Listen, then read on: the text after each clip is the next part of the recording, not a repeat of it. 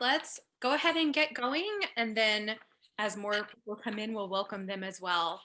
So welcome everyone to Disability Dance and Chicago, the history and future of integrated movement in the Second City. Sydney, my co-moderator, and I are so excited to have everyone with us, and especially excited to have this incredible group of panelists to share the evening with. I want to quickly let everybody know that captioning is available for this webinar. So if you sort of hover over your screen and select the closed caption button at the bottom of your screen, that will have captions appear for you. And we also have lovely ASL interpreters, Carly and Kelsey, joining us today. So one of them will always be on screen with us, although we will have to pause a couple of times to switch interpreters. So just bear with us while that happens. We'll take a quick pause every time. Also, thank you to our sponsors. Bodies of Work at the University of Illinois at Chicago, the Disability Culture Activism at the School of the Art Institute of Chicago, and Access Living. Though we are in this virtual space, we would like to acknowledge that most of us are speaking tonight from the traditional homeland of the Council of the Three Fires, the Ottawa, the Ojibwe, and the Potawatomi nations. As we speak about histories of dance in Chicago, we acknowledge that we reside, dance, and come together on stolen lands that were ancestral sites of healing, trade, and travel for more than a dozen tribes. And we are dropping a link now in the chats where you can find out more about the histories of Native folks in the Chicago area, or what's now known as the Chicago area. Great. We're going to take some quick introductions. So hi, I'm Sydney Erlikh. As Maggie just stated, I use she, her, hers pronouns. I am a white woman. I'm wearing a gray jacket and I have fairly long brownish blonde hair that's up. And I'm sitting in front of a teal blue wall. And I'm at the University of Illinois at Chicago. And I'm so excited this evening to be introducing you to our wonderful panelists. Stephanie, did you want to go first? Right. I'm Stephanie Clemens. My pronouns are she and her. I am an elderly white woman with white hair. I am sitting at my home, at my rather messy library, and I'm delighted to be here with you all.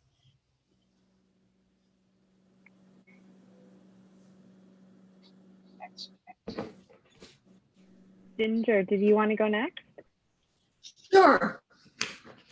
Hi, I'm Ginger Lane, and I use she, her, hers. And I am a white woman with very fair skin, and I'm a redhead with fading red hair due to being old. I use a wheelchair due to a spinal cord injury.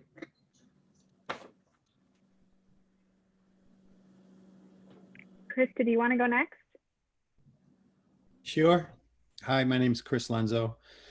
My pronouns are he, him, his, and I'm a ruggedly handsome, bald-headed, no-legged, old white guy.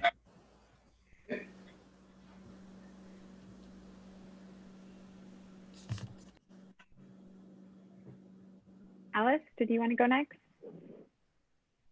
Fantastic. Hello, I'm Alice Sheppard. Pronouns are she, her, hers.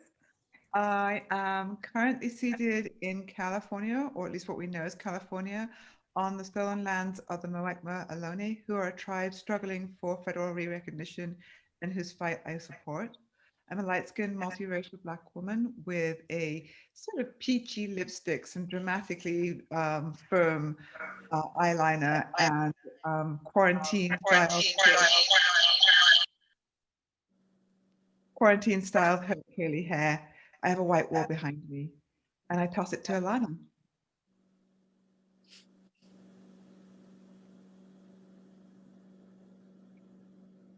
Alana? Hi, everyone. I am Alana Wallace. My pronouns are she, her, hers. I am a Black woman, and I have gray hair. I've had it since I was 13 years old, so I'm not claiming to be old. But I'm really happy to be here with all of you. Beautiful. And once again, I'm Maggie Bridger. I use she, her pronouns. I am a fat white lady with shaved brown hair, wearing makeup for the first time since maybe March, and wearing a purple shirt with sort of velvety trim and a black cardigan. And I'm so excited to be here with you all. We want to quickly frame our conversation that we're going to have tonight, and then we'll jump right into talking with our panelists. We are so excited to be able to facilitate this conversation with some of the founders and early supporters of integrated dance in Chicago. The history of integrated dance in Chicago is one that rarely gets told, especially in a public space where the value of the work is taken as a given, and we can begin to have deeper conversations about our processes, aesthetics, and dreams for the future of integrated dance in Chicago. Sydney and I want to acknowledge that this conversation by no means covers the incredible breadth and depth of the work taking place in Chicago. Purely due to time constraints, we were not able to include some important voices in Chicago integrated dance on this panel. As a way of mediating these gaps, I've begun compiling a spreadsheet archive of digital resources that we'll share in the chat now. This includes video, interviews, performances, films, and articles by and about the artists on this panel, as well as many of the artists we were not able to include. We encourage you to take some time to explore these resources for more information about the history of integrated dance in Chicago. And with that, Sydney, take it away. Thank you for that beautiful framing, Maggie. So let's begin with Alana, whose company, Dance Detour, was founded in 1995. Alana, can you take us through what inspired you to create Dance Detour and the process of recruiting dancers and finding places to perform in the early days of the company? Well, I was introduced to dance when I first saw it. It was done by the Cleveland Ballet Dancing Wheels. And I have to let you know that I was very skeptical about dancers with disabilities being taken seriously in the world of dance. I thought it would be dancers who were just waving their hands, and the dancers who did not have disabilities would just be manipulating their wheelchairs. And so I came to this arena quite skeptical. But after seeing Cleveland Ballet Dancing Wheels and finding out and seeing for myself that the dancers in their company were all equal participants, I was just wowed. I was wowed at the fact that the dancers in wheelchairs were lifting the dancers without disabilities, and they were in and out of their chairs, just erasing the stereotype of being wheelchair bound, and just doing magnificent things on the stage. So I knew immediately that I wanted to know more about it and get involved. So upon coming back to Chicago, I was somewhere along the line, I was introduced to Ben Vereen, who was actually going to start a physically integrated dance company in Chicago. And he knew some professional dancers in Chicago. Cleveland Ballet Dancing Wheels actually was the first company that I think made Ben aware of integrated dance. And he had a performing arts school here in Chicago that I was attending. And that's actually how I got to see the performance. And to tell you the truth, I just went to meet Ben. I really didn't want to see the dance. I just thought that, you know, I was going to foo-foo that off. But anyway, was I amazed. And one thing led to another. I started, when Ben introduced me to some other professional dancers in Chicago, Dancing Wheel Chicago was actually going to be formed. That was the initial project. However, Ben's career took him in another direction, and I still wanted to dance. And so I decided to take this venture on myself, and poof, we have Dance Detour. That's amazing. Thank you, Alana. Our next question is, in 1997, Dance Detour performed with the Joffrey and the Bryant Ballet for a benefit at Navy Pier. Alana and Ginger, you were both a part of that performance. Can you both speak to how that performance came about and what the rehearsal process was? Sydney and I sort of keep coming across this performance as a really key moment in integrated dance in Chicago, and we'd love to know more about what that looked like and felt like for you. Why don't you start, Alana, because it was through Dance Detour that we were invited by Joffrey to collaborate. Exactly. And with them. It was a couple of years after the company was started, and to go back just a little bit, it wasn't easy to recruit dancers to become involved with the company. Like me, a lot of dancers who used wheelchairs or who had mobility impairments, mobility disabilities, it was kind of hard to convince people that we could do this. So along the way, I knew Ginger from advocacy work, and Ginger had dance background already, which was certainly a plus. And we pounded the pavement throughout Chicago, sometimes being featured with other dance companies. And I think Lucy Lehman knew Ginger, and Lucy knew the Joffrey, and kind of thought this collaboration between dancers with disabilities and the renowned company of the Joffrey would be a cool thing to do. And so we became involved. I'll let you pick it up from there, Ginger. Right. Okay. At the time, I was working at Access Living, where I'd worked for 31 years, and which is a service and advocacy organization for people with disabilities. And Lucy, what happened was she wanted to participate in this, benefit. And she knew somebody at the Joffrey. And so Alana and I were involved with Dance Detour. And like Alana, I'd been trained in classical ballet, modern, and tap and character, jazz. And I was very skeptical initially of being able to dance in a wheelchair, but found that it was definitely possible. And so we joined up with the Joffrey to create this benefit concert. And it was an interesting rehearsal process because it was hard for us to convince the Joffrey that we wanted to have input and that we knew what we were talking about. We were the dancers who used chairs. They didn't. So it was a little tricky, but it worked.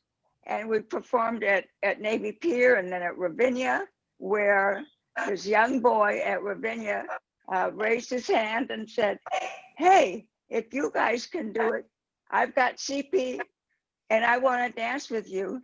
And the foresight of Jerry Arpino, the artistic director of the Joffrey, said, "Okay, come and audition." And so for a number of years, he was in the Nutcracker, which was fantastic. I just wanted to add just one thing. I think when Ginger and I say that we came to wheelchair dance as skeptics, it wasn't because we weren't eager to try it or that we didn't trust our abilities. I think it was more that we didn't think we would be taken seriously. We didn't think that people would consider us legitimate dancers. Both of us having been in the professional arts, I was in theater and music, And so I thought I could compete in those arenas, but dance was something else. So I don't know if for you, Ginger, the skepticism had to do with being taken seriously. Well, not only taken seriously, but the whole concept of dance was sort of at that time in the medical model of therapy. And we knew that we didn't want to be any part of dance therapy. We wanted to focus on concert dance and be taken as professionals because that's who we were. So it took a long time to be able to convince them of that, but it worked. And then in 2002, we both Alana and I were part of founding this Disability Arts and Culture Consortium.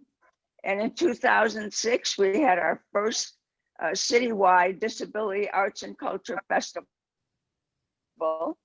That was, and by that time I was already connected to Momenta. So I had dancers from Momenta, and we repeated that and again in 2013. Thank you so much. And what a perfect transition to our next topic. So Momenta, as Ginger has just brought up, Momenta performed their first integrated work in 2003. And Stephanie and Kris both had a role in this expansion of the mission of Momenta, with Kris's request to make the Academy space accessible so he could watch his daughter dance, being the impetus for the first integrated dance piece. So Kris, can you speak a bit to the process of making this first integrated dance piece? And Stephanie, can you speak to how this integration changed the way that Momenta approaches their work over time? See you first. Me first.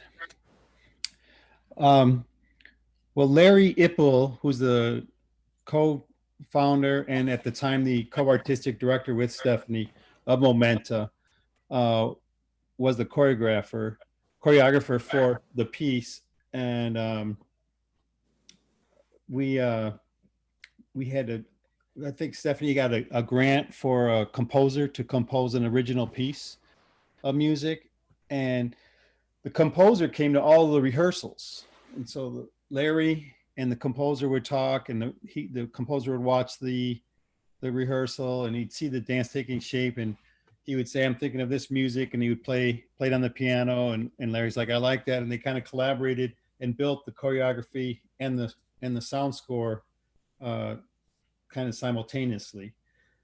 It was my first time performing, and they asked me if I knew any wheelchair dancers, and I said I know one because I had seen Ginger perform like a year or so before that, and so I asked her if she wanted to be in it, and she said yeah.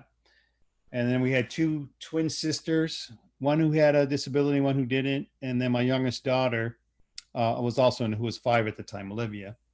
And Larry just had us experimenting with different movements. He just would give us some really vague direction, and then just watch us all go about crossing the space or doing something. And he kind of like organically built the choreography based on the way we move naturally, and then went from there. And I didn't really want to do it. I had asked Stephanie to make the place accessible. All I wanted was a ramp, and then she put a ramp in, made both bathrooms accessible, put a lift to go from the main floor to the second floor, and then say, we're going to make this dance to commemorate making the building accessible, featuring dancers with and without disabilities. Do you want to be in it? And I was like, no, thinking no, but I felt obligated because of all the work she had done. And she said, any of your daughters can be in it. And Olivia wanted to do it. So I said, sure. But right away, I just loved the whole process. And I really loved watching Olivia respond to Larry. Like he had been her teacher in the preschool. And so they had a teacher student rapport. And she was so attentive and followed directions so well with him. I was like, I didn't recognize her. I was like, how come you don't listen to me this way? But it was a lot of fun, and it was very close. We're like we could walk there from our house, so it turned into a really fun experience. All right, I guess my turn now. Larry Ipple was the ideal person to have thought about doing this. I wrote a grant and I made the building accessible, but it was really Larry's idea to have a piece that would celebrate the community support that we had gotten to make the building accessible. Larry, as a preschool teacher and as a dancer, he had performed in Chicago with the Richard Arve Company. He was an incredibly creative dancer. He always saw what people could do and started there with, rather than having steps in mind that he wanted somebody else to do. So Larry suggested this, and the piece was so successful, I felt we needed to continue doing it. But I'd had another experience that prepared me for Larry's idea, and it was prior to any remark by Kris that motivated me to write a grant. I saw the White Oak Dance Project, I believe in the year 2000, in Deborah Hayes' piece, Exit. And it was, of course, ballet music I was supremely familiar with, which was The Kingdom of the Shades. But it was done wonderfully with just pedestrian movement, but people who had presence and beauty. And all of a sudden, this gorgeous woman rolled across the floor and her image was projected on a big video. And I saw Alana Wallace, and yes, I could take a dancer with a disability very seriously indeed, because for me, good dance is about presence and communication and power on the stage, emotional power. So after what Larry did on the stage, and we began, at that point, I said, this is not a one-off. We got to do more of these.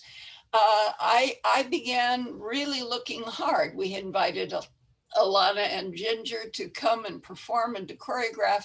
And we did go to the Bow Festival at the Duncan Y in 2006 and worked with Dance Detour and Momenta together. And then Ginger began CounterBalance. And my criteria as an artistic director of Momenta was that when I saw something I liked, I wanted to see it again.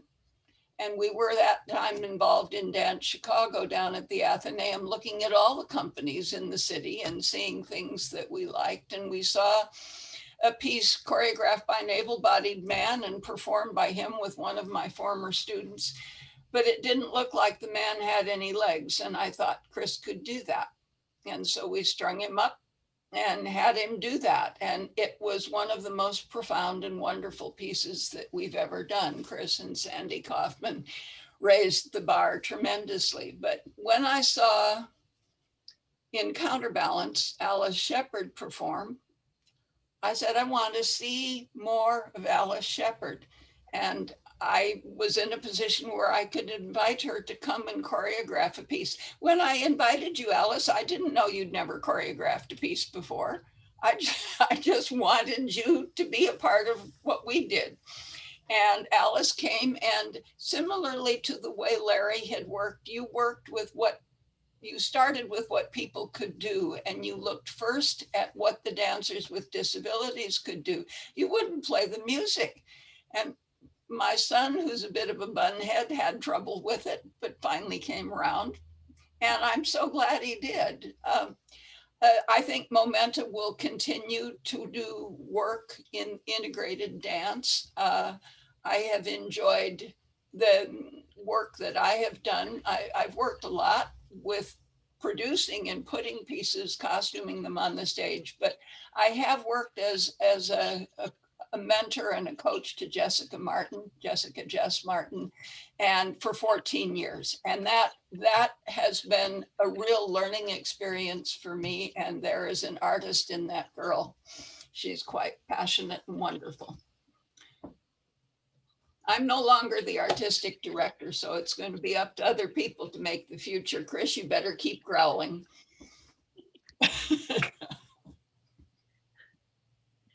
Alice, did you have something you wanted to add? I saw a hand. Oh, this is Alice Sheppard. No, I was gesturing and sort of waving in response to what Stephanie was saying, and to waving to Jess Martin, who is here. Hi, Jess. Awesome. I mean, I know you're in the middle of a structured conversation, and I would love to be able to sort of pick up some of those questions at some point. But one of the things about Chicago is that its history, its history is different from the other centers where integrated dance has been happening. And so Chicago has a very different approach from, say, the Bay Area, Oakland with Access, Cleveland Dancing Wheels, or Atlanta's Full Radius Dance. So being here at this moment, hearing about Chicago's history, I think is really important. Thank you for saying that, Alice. Yeah, that's lovely. And I want to hear more about that in a minute. But first, let's go to Ginger really quickly. Ginger, because our event is part of CounterBalance, it seems like we should talk a little bit about CounterBalance. Could you, sorry, I lost my place. Can you tell us a little bit about the early goals of CounterBalance and how it has grown and expanded over the years? Well, in 2008, Access Living moved into its own space, and we started an arts and culture project. And so I thought, well, if we're going to do events once a month, why not include dance?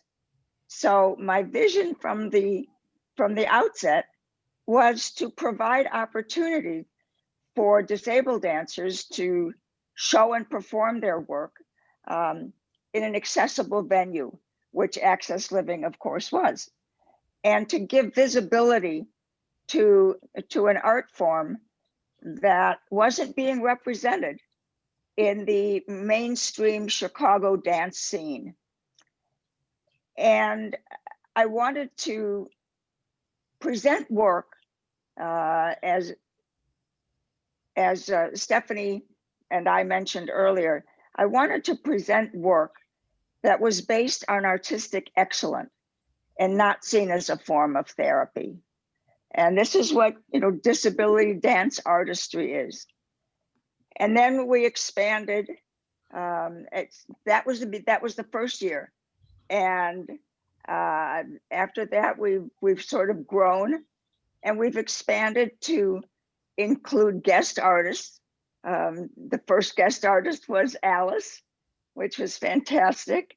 That's blossomed into a wonderful both professional and personal friendship and relationship. And Wobbly Dance from Oregon, and then Alice and Laurel from Atlanta. And then we've also collaborated with the international guest stars. So that's how it's really grown. And a couple of years ago, we were lucky enough to be able to move into Center on Halsted, which is a state-of-the-art theater space, fully accessible and inclusive, and where we're able to perform for the next 5 or 6 years. Of course, this year we're doing it all online.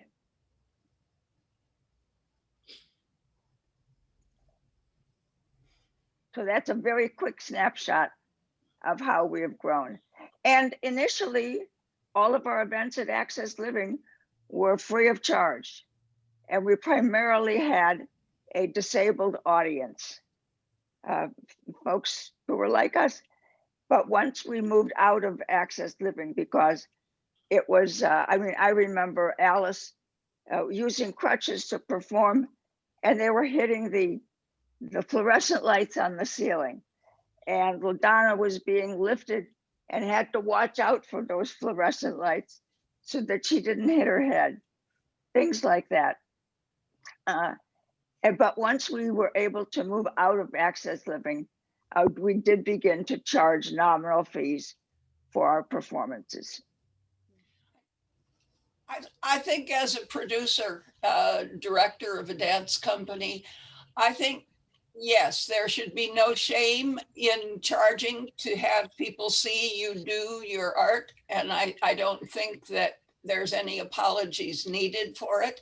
I think that you place a value on it by charging for your work, and you should. I don't think that it should be something that is somehow diminished by saying it needs to be free to be seen. I think it's important for all dance at times to reach out and be free so people get to know it. But I don't think disability dance needs to be cheaper than any other kind of dance. Well, I absolutely agree, Stephanie. The reason that we had our events initially free was because our constituency and population are people who really are somewhat at the lower end of the pay scale.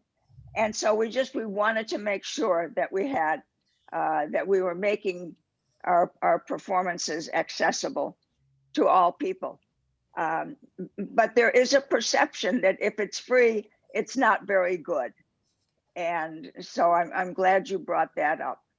I think what has happened is that initially we were only focused on physically integrated dance.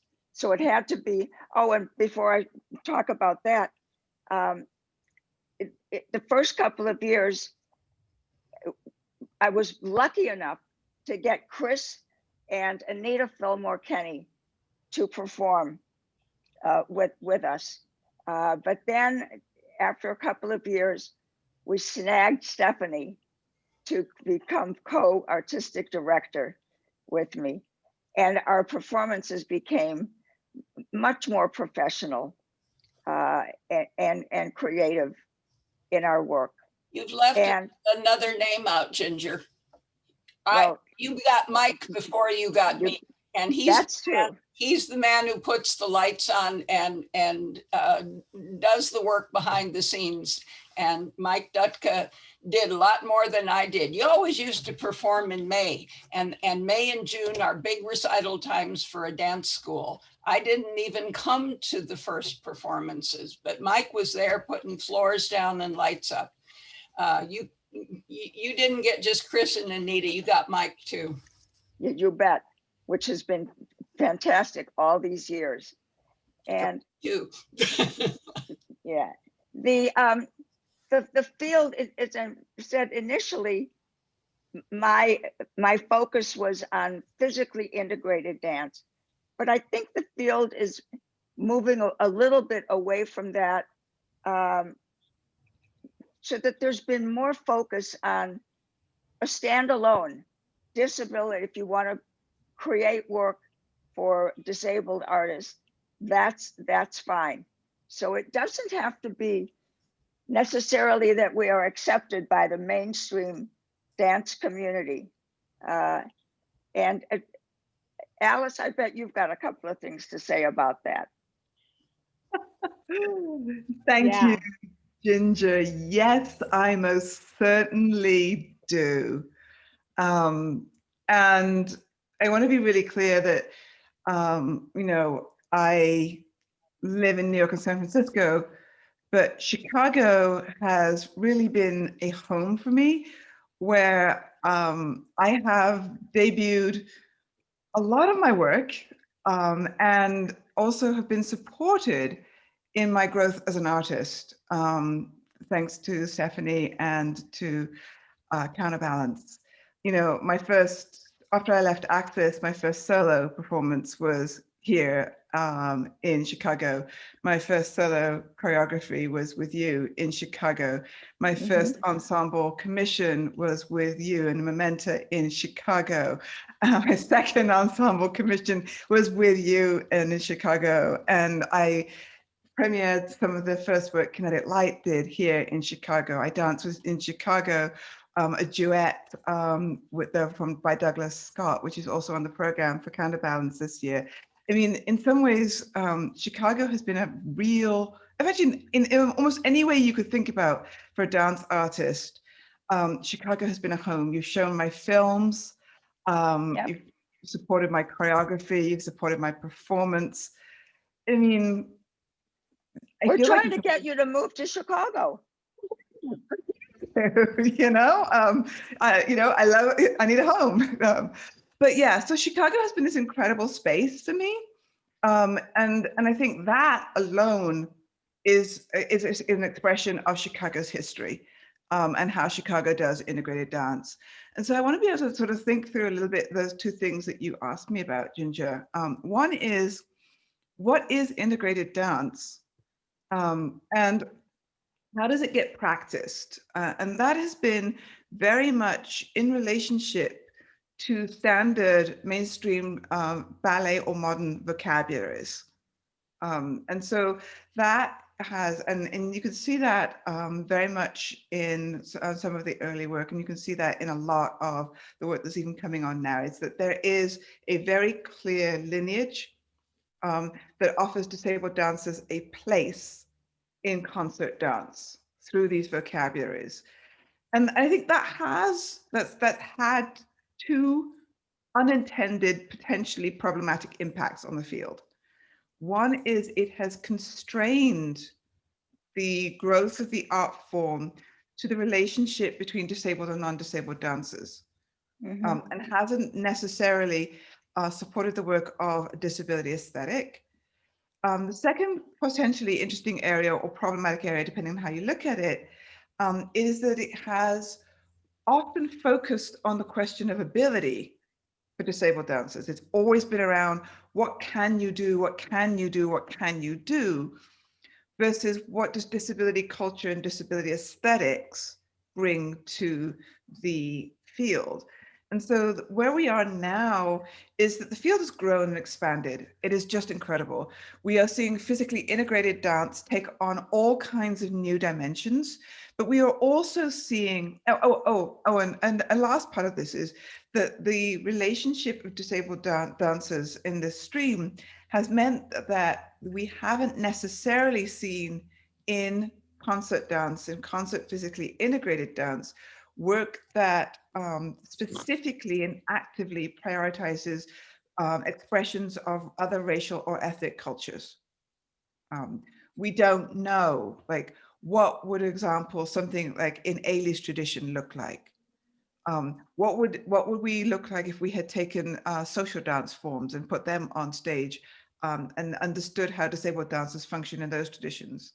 So there's been a kind of practice where whiteness and race have been quiet, but are implicit in the structure. And what we're seeing now in the growth of the field is a change where those new questions, which have been dormant for 35 years, are suddenly active and, well, not suddenly active, suddenly being recognized, suddenly being able to be registered and shown in different ways.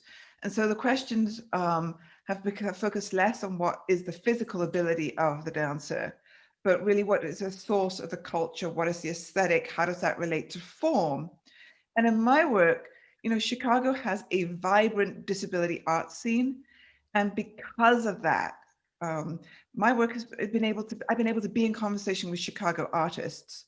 And that is why Chicago is such a generative home for me. And my work has been able to be shown and created and staged in Chicago. So Chicago is just this really important space for dance and disability. Thank you. So to riff off of that for just one second, last year, we brought in a company from Korea, and the dancer was deaf. So not only do we have a different disability from what generally is part of integrated dance and physically integrated dance, but we had a different racial component, which was fantastic.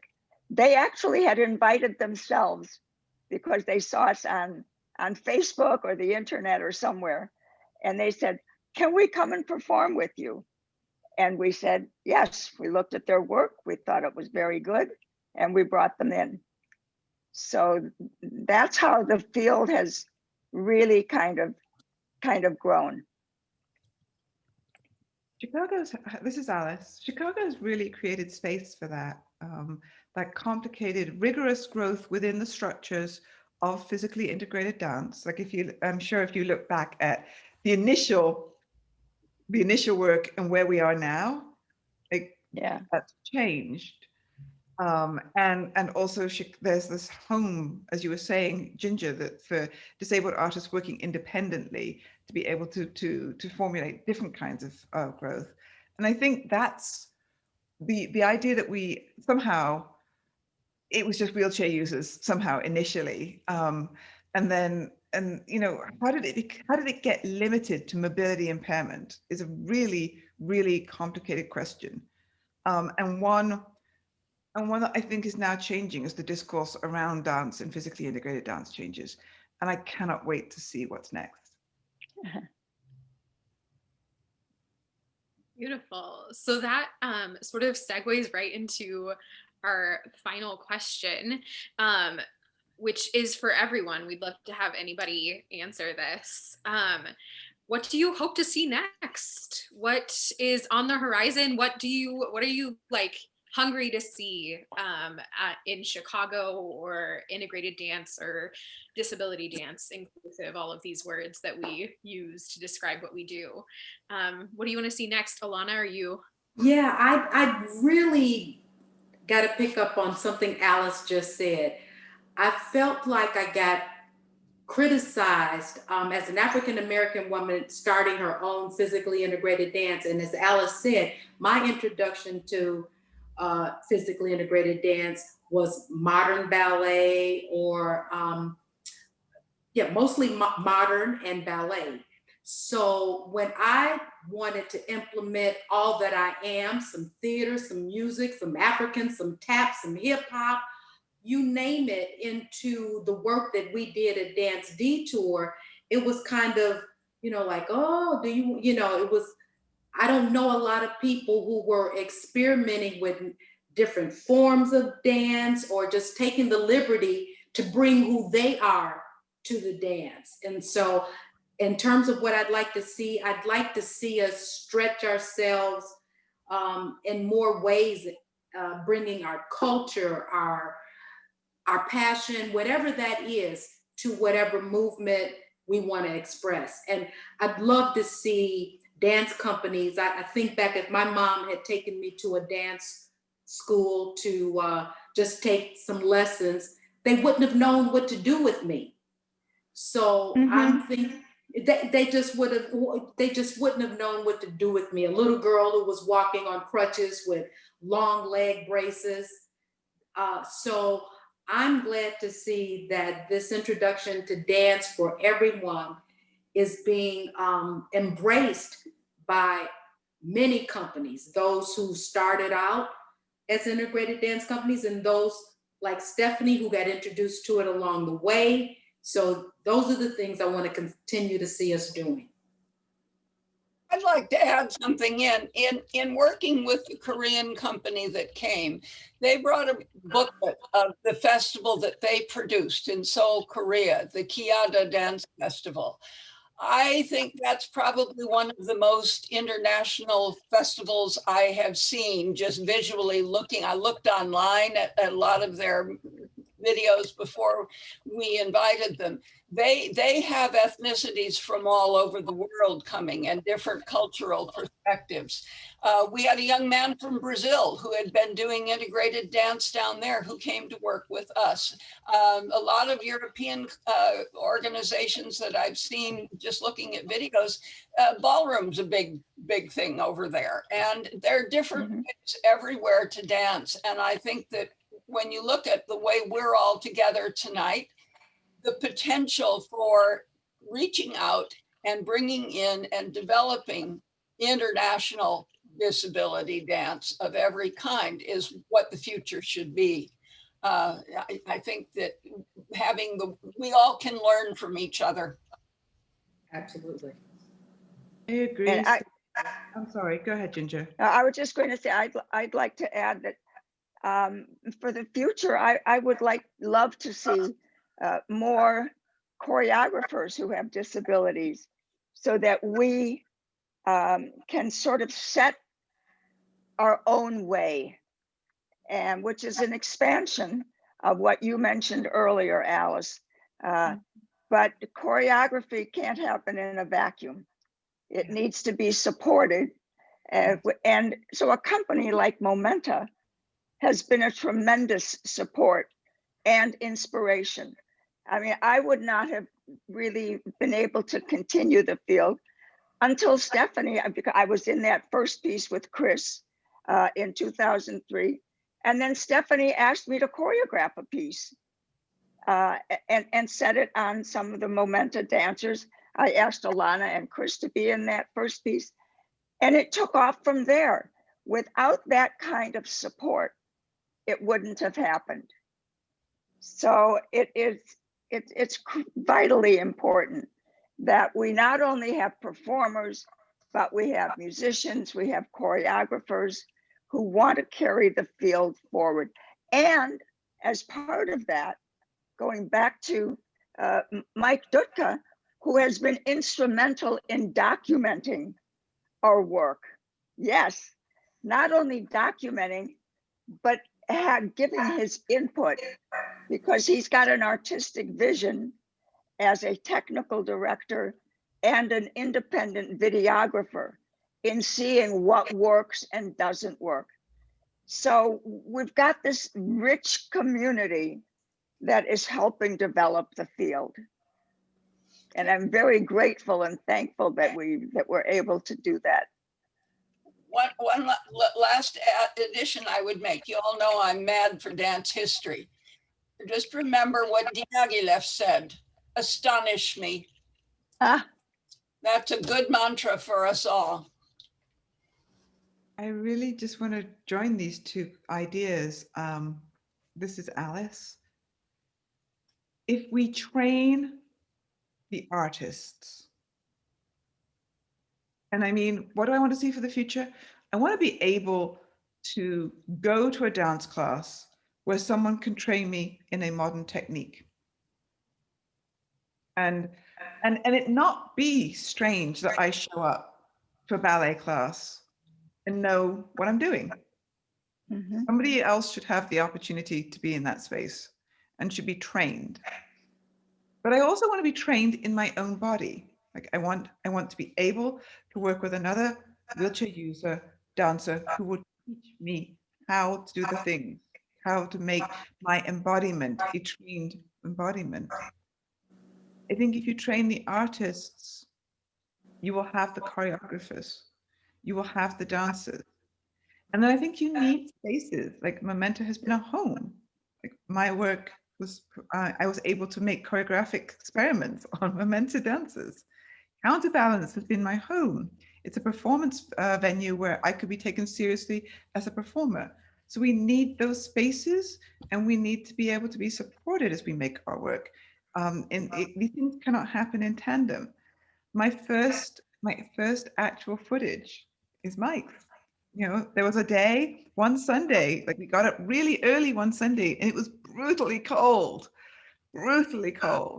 And we were in Momenta's studio theater space, and Mike was shooting up, and like there's a multi-camera. That was my first actual documented footage that I keep and still use. And it's been what, I don't know, 6-7 years, and that footage is still good. I'm still using it, you know.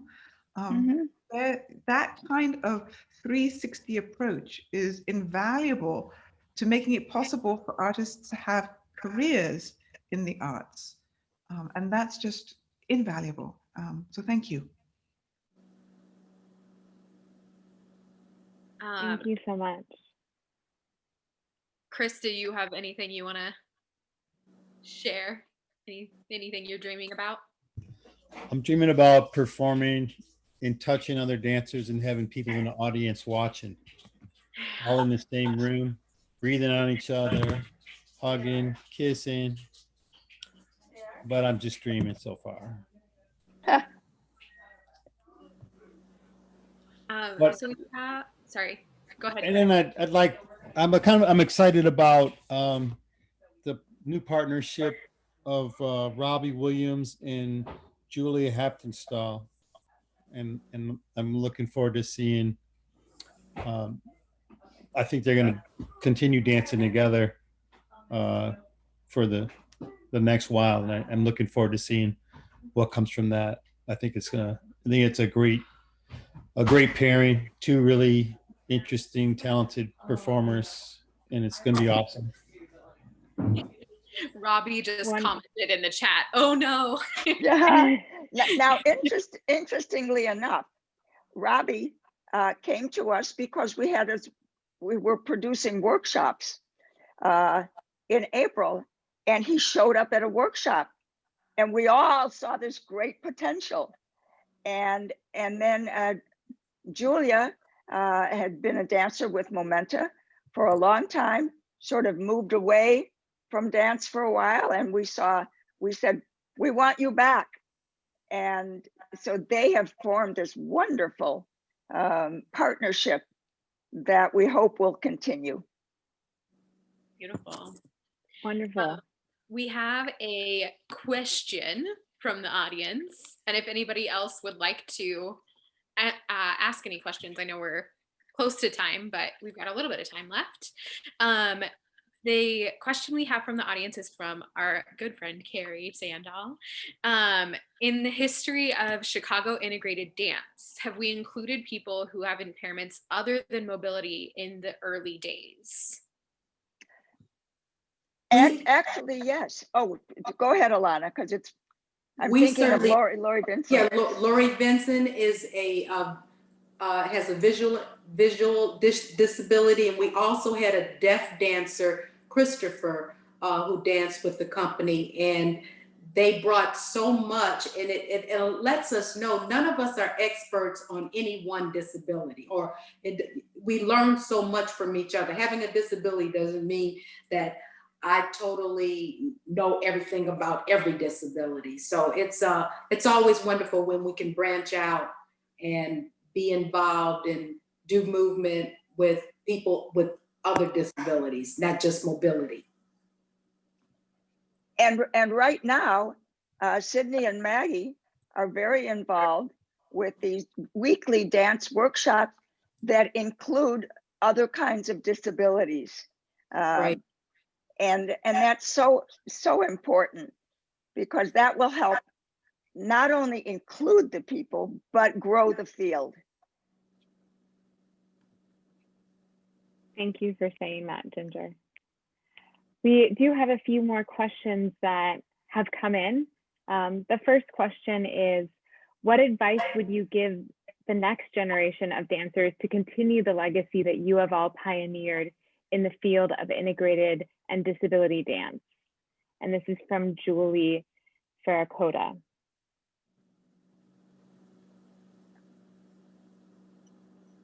Julie, just stay open to what the potential is where you are. Don't close doors, open them and explore. Right, just show up. When I went to audition for White Oak, they certainly did not advertise that they were looking for dancers or people with disabilities. I showed up, and I think just the mere gall I had to come through the door I think one of the people involved thought, oh, no, what's she doing here? But thank goodness someone else involved with the company said, wait a minute, let's see what we've got here. And so I think showing up to a lot of things has certainly, I've just been kind of fearless, and I've been the first African-American sometimes to show up, the first one who uses a wheelchair to show up, the first one who's over 60 to show up. So whatever that is, I just don't think about what the so-called barriers are. And I'm thinking of, earlier I mentioned when we did the collaboration with the Joffrey, and we performed at Ravinia, this, I don't know, I guess he was about 12 or 13 years old, this kid who was sitting in the audience who had CP raised his hand and said, hey, can I audition? So you have Exactly. to go to things and push yourself. And I mean, Arpino could have said, well, you know, no, but he didn't. And not only did he include for many years a dancer with a disability in the Nutcracker, but he also included ASL.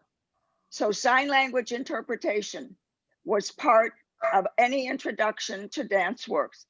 And that's tremendous. Yeah.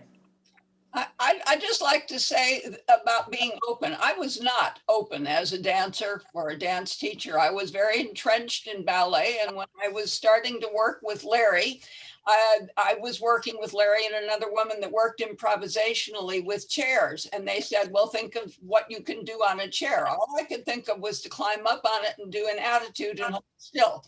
And Larry got so sick of me holding still, he came over and picked me up off the chair and carried me across the room and laid me on the floor. And I mean, don't be closed, be open to what goes on. Don't be judgmental. Wait and see what is possible. This is Alice. That's so funny, Stephanie. I never experienced you as not open. In fact, I've experienced you as wildly open and massively supportive and deeply encouraging, even when it looked like things were going to go off the rails. So that's really just not how I experienced you. I learned from Larry and I learned from teaching 3-year-olds. You have to be open to what they bring to the class and do. And Larry and the children worked on me for years and it's helped. I do have a word of caution. It's not without its, we've all danced injured. I know I did a lift with 4 guys lifting the chair over their head. God. They actually dropped me. I remember, right, Ginger, I think you remember when we did a show in the dress rehearsal, I actually sprained my ankle and had to take a whole bunch of pain pills just to get through the actual show that night. So I bet Kris, Ginger, Alice, we all can speak to, it's not for the faint of heart. No, I was petrified when you were up there in the air. Absolutely. But you know, Alice, think about being open. I mean, who challenged you to start dancing? Huh? Oh, right. That was a dare. There was a dare. Yeah. That was a dare. It was a dare. And then Alice, not everybody knows. Sorry? Tell the story. Not everybody knows. Oh, well, I'm going to tell you the story from the part, not the story that's on my website. I'm going to tell you the actual truth, the true story of like how that happened as well. I mean, because, right, I mean, part of this is, you know, why and how. It's not just that it happened. It's that I saw, you know, I was at a conference and I knew that there was going to be a dance performance. And, you know, I had just started using a wheelchair and I was barely making it around. You know, I couldn't figure out how to open a door and get myself through the door. You know, that was still the level of like skill that I had, was like opening the door, bridge, go through, not good. And I saw this person on crutches and he had one leg. And I was like, oh no, this is going to be the dancer. I don't understand how that's going to happen. And I was really, really scared. I was worried that it was going to be uncomfortable and that I was going to be there and it was going to be awkward. And the thing that I learned at that moment, it was me.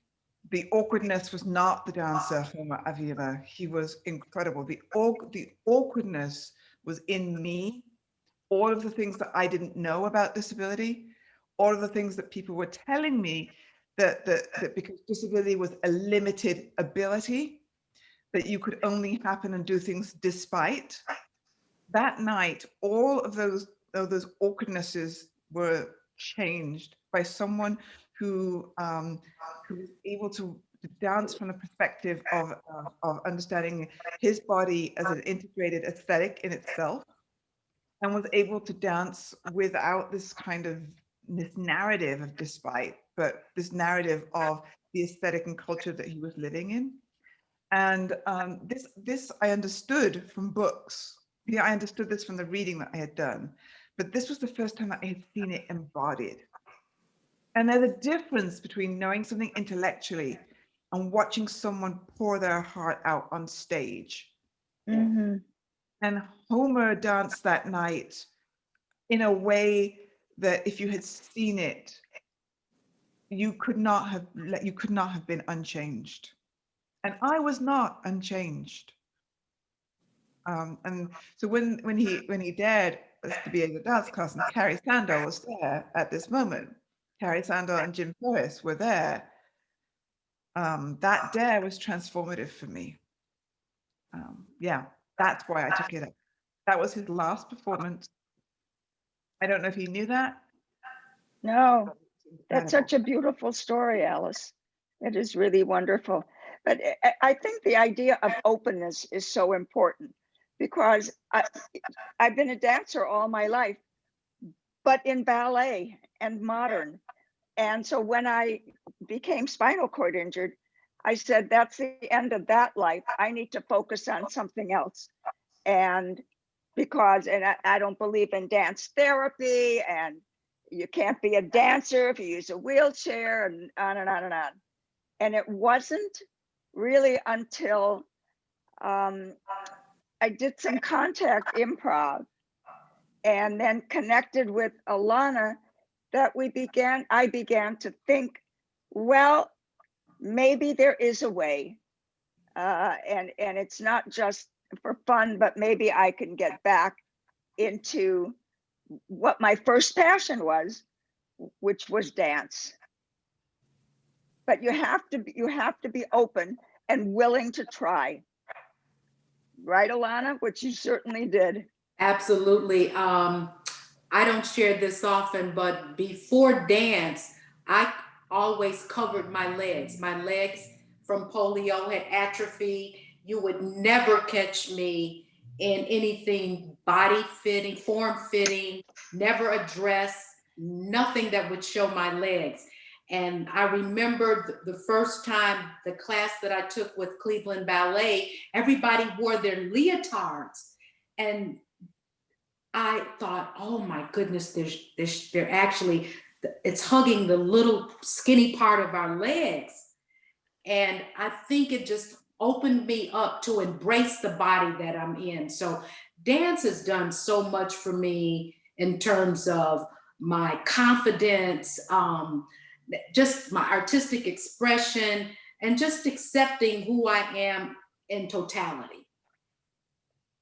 Can I just say one thing in recognition of this? Yes, stay open. But what the people on this panel have done is they show up, they open the door, but then they hold it open for someone else behind them. Mm-hmm. Yes. That's wonderfully said. Panel. That is this panel of people. Show up, experience whatever happens, but this panel of people have held the door. And so I just want to say thank you to you for being, all of you, for being holding the door so I could come in after you as well. That's so great to hear. A few years ago, I was in Israel and I went to see this integrated company, and I was amazed at the different disabilities that were part of this company. And that caused me to invite them to come and perform with us. So those are important things to think about. I see there's another question from someone. There is, but unfortunately we are already 7 minutes over for tonight, which is better than our practice session though. And it was so lovely hearing you say that. And thank you for saying that they opened the door, because they have for Maggie and I. And Carrie also said earlier, and I missed it, that including people with various disabilities has been a part of Chicago's ethnic. And so thank you for this history. And I just want to recognize that before we wrap up this evening. So Maggie will take us into our wrap up, and we haven't answered everyone's questions, but there's still one more event on Sunday. We hope that all of the attendees here can attend that and that we can move that question to Sunday. So thank you. Yes, we'll definitely hang on to that question, Sandy, and make sure it gets asked at the celebration on Sunday. Thank you so much. So thank you once again from Sydney and I to everyone who joined us. Thank you, thank you, thank you. This was wonderful. Thank you to the sponsors for the event again, Bodies of Work, the Disability Culture and Activism Lab, and Access Living for helping make it possible and accessible. And of course, thank you so much to our incredible panelists for sharing their stories, knowledges, experiences, selves, wonderful, beautiful humans that they are. Thank you, everyone, and good night. Good night, all. Thank you.